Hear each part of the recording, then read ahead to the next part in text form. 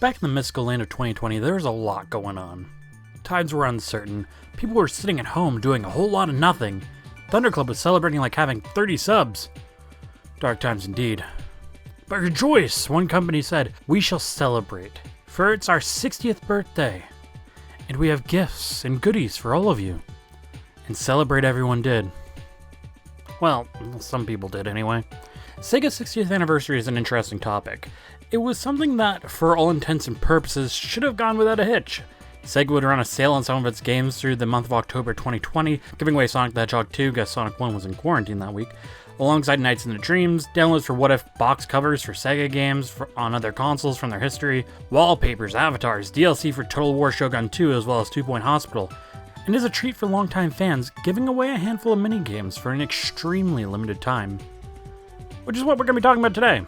Now, going into this, I have to give credit where credit is due. 4 completely new mini-games is a fun way to celebrate a big anniversary, and it shows that some level of care went into the festivities. It would be so easy to have just done any one of these things and called it a day or just ran a sale. That said, making 4 small, bite-sized games should have been a pretty easy task, all things considered. SEGA's a massive company, and these aren't massive games. And honestly, as long as they hit the quality of, say, a 24-hour game jam or even like a basic flash game, I'm sure people would have gotten to have their little treat and gone home happy. Now, luckily for this video, SEGA aren't really known for doing things the easy way, or the right way, or in a way that doesn't blow up in their face. But let's just save that for later and talk about what we got first before going into that real juicy drama.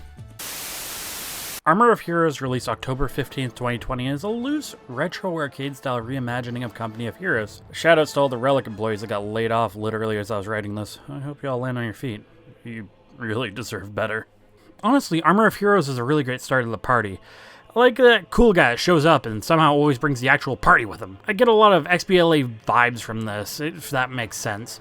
It's simple, but very well executed. You get a choice of 3 tanks to play as, and you can play with other people if you can find someone willing to play Armor of Heroes with you. There's a bunch of modes split up between arcade, tactical, and hardcore, but honestly, because things are so zoomed out, you're probably just going to want to stick with arcade mode so you can actually see what you're doing. The default controls are a little bit weird to get used to. You move the tank with WASD, fire with left control for some reason, and turn your gun with Z and X. Turning your gun doesn't turn the tank, meaning that to really excel, you have to master moving and turning at the same time. Of the 3 tanks you get to choose from, the Firefly is probably just the best to go with by far, due to how quickly you can maneuver without really sacrificing power or durability compared to the larger tanks. And you even get a small selection of levels to pick from in order to keep things fresh. The AI can be a bit silly at times. They can sort of just lock onto you with laser point accuracy, which can be a bit frustrating. And they will just ram you repeatedly in order to guarantee they keep hitting you. But honestly, it's still good enough, and it does prove to be a challenge for a new player. Overall, it's a bit simple, sure, but it's a lot of fun. Like a lot of similar top-down tank games from history, you've kind of experienced them all if you played one of them. Something strange, however, with Armor of Heroes I noticed when doing research was that I saw that this game got a weird amount of flack compared to the other games that would come out, which I don't really get. This is a pretty fun little game for the price tag of $0, and it does exactly what it sets out to do. But I guess some people just weren't that into it. It's a shame too, because I actually feel like this is the best of these games, and the one with the most value after the celebrations were over. Honestly, it's worth checking out if you like these silly kinds of little super simple multiplayer games. Also, for some reason, they recommend an RTX 2060 for this? Why? Moving on, the following day, Endless Zone will release on October 16th, and it was a mashup of Endless Space and Fantasy Zone. And this is by far the weakest of the games that were made for the anniversary. Endless Zone is rough. Like that cool guy who brought the party with him, except now he's mixing beer with liquor and is having a total meltdown in your bathroom. It's pretty hard to complain about something free, but I'm gonna do it anyway. The goal of this game is to give a taste of the Fantasy Zone gameplay experience in Endless Space's world, and it nails the theming really well. The art when you start out is absolutely gorgeous, and that's pretty much where the good things end. See, the biggest issue with Endless Zone is that the ship and its inspiration, well, look at it. It's so small. It's easy to maneuver, and with other similarly scoped enemies to go alongside it. Endless Zone is the opposite. Everything's huge, making it cumbersome to get out of your own way. It's a test of patience with no real objective outside of once in a blue moon purchasing upgrades for your ship, which honestly border on useless. Your ship is incredibly sluggish and can't make anything resembling a tight turn, and the hitbox doesn't really match with what you see, leading to situations where you die in incredibly annoying ways.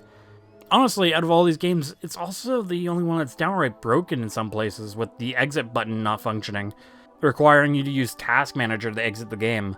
Your shots are flaccid, and overall, after that super cool artwork, the game just screams total mediocrity visually. With music that became super grating as I kept playing. It's free, but that doesn't actually excuse low quality. There are plenty of fully free games that aim to do what this does on any number of online game sites or even on mobile that do a far better job at what this is trying to accomplish, so there isn't really an excuse. This game just makes me mad for some reason, and I don't know how to put my finger on it. As a bit of a palate cleanser, the next day we'd get Streets of Kamurocho, which was a mashup between the Yakuza series and Streets of Rage. Initially, you can only play as Kiryu or Majima, and you can unlock Ichiban from Yakuza Like a Dragon by playing this game as one of the other characters. With that said, each character has the same moveset, all borrowed from Axel Stone from the Streets of Rage series, giving each character access to a handful of different attacks to deal with enemies. Also borrowed from Streets of Rage is the level design, with the only level in the game being a reskinned version of the opening level of Streets of Rage 2, with completing the level simply bringing you back to the beginning again, upping the difficulty by adding more enemies each time you loop. The game continues until you game over, with the only objective being trying to get as high a score as possible. It's pretty solid, and they do an awesome job nailing the visuals here for the characters. The artwork is really well done, and the music is extremely solid, with each character getting their own level music, all remixed in the 16-bit. Kiryu gets the Yakuza 1 fight music, Majima gets a 16-bit version of Receive You, and Ichiban gets the Yakuza 7 fight music. Honestly, out of all the games available, this one really nails the presentation aspect of it. The other games, they all feel like Xbox Live Arcade shovelware visually. It's hard to describe, it's really hard to nail down. This really does feel like it's its own thing and manages to perfectly encapsulate both these series incredibly well, especially given the limited runtime. It's really impressive. I really like this little almost nugget of a game. I just wish there was more of it. Finally, on October 18th, we would get the main event. Golden Axe, a cancelled prototype. A fun look into what could have been in the form of a very short 3D beat-em-up. When you open the game, there's a disclaimer that it was very early on when it was cancelled, and it really shows in the game itself. It's just a short little beat-em-up segment with some different attacks that just ends as quickly as it begins. Just a proof of concept for the ill-fated Sega Reborn line of reboots for classic Sega franchises from the 2010s. But at least the developers are credited for their hard work, and it didn't go to waste, right? That, my friends, is where Golden Axe hits the fan, or in this case, the axe. See, that disclaimer was a lot less kind originally, stating that Golden Axe may be janky, may be buggy, may be an artifact of its time, but offers a unique glimpse into the prospect of a project that could have been.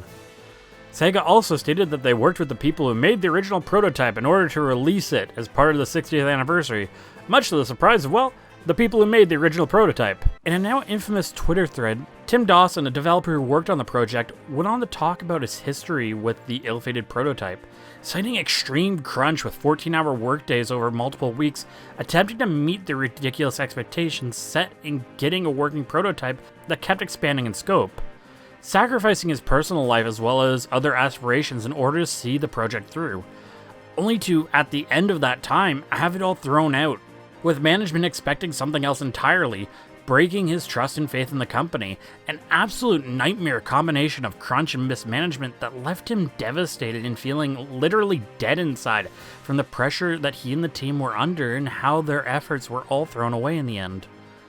He stated that of the people he knew who worked on Golden Axe's reboot back in the early 2010s, none were made aware that Sega intended to release the prototype, and in the end, not a single person who worked on the game was even credited properly for their efforts.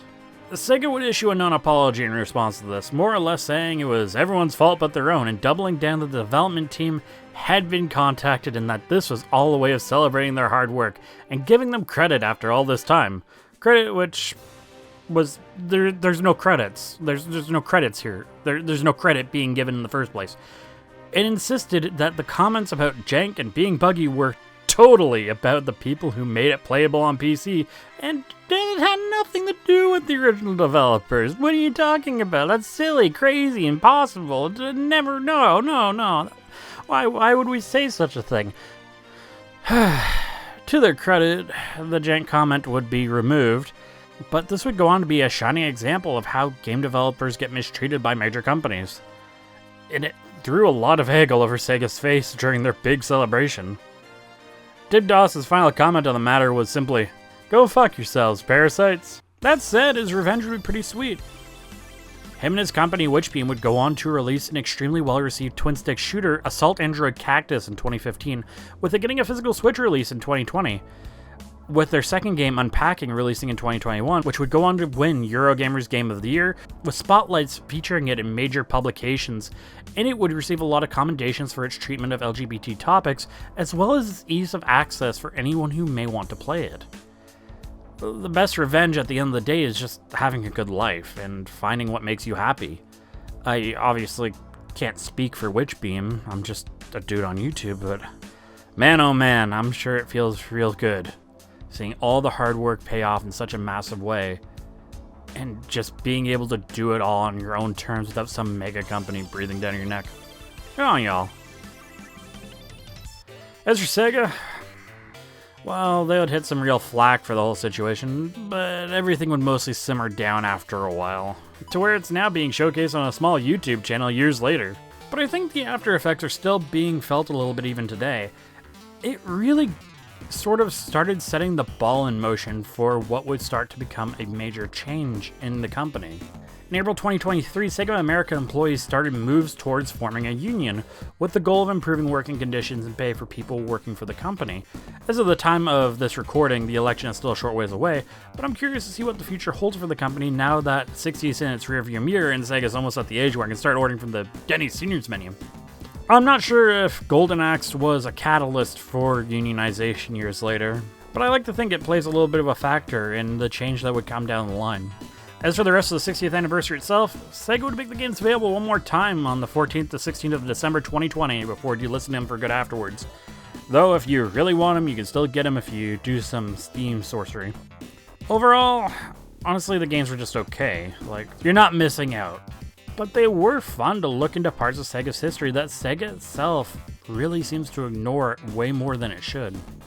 And despite the fact that they're just okay, they are worth remembering and talking about, but they are very much a product of festivities like the rest of the celebration materials. Sega's had many ups and downs as a company, arguably, honestly, more downs than ups. It's a bit of a problem. But despite how I might feel about them as a company or the shitty things they've done over the years to their employees, there's no denying that there's some magic in the things that Sega's brought into the gaming world. I hope that by the time Sega hits 65 or 70, they recognize their history as much as the fans do. And not just that, but learn from their past failings to continue to grow and to be a better company. Thank you.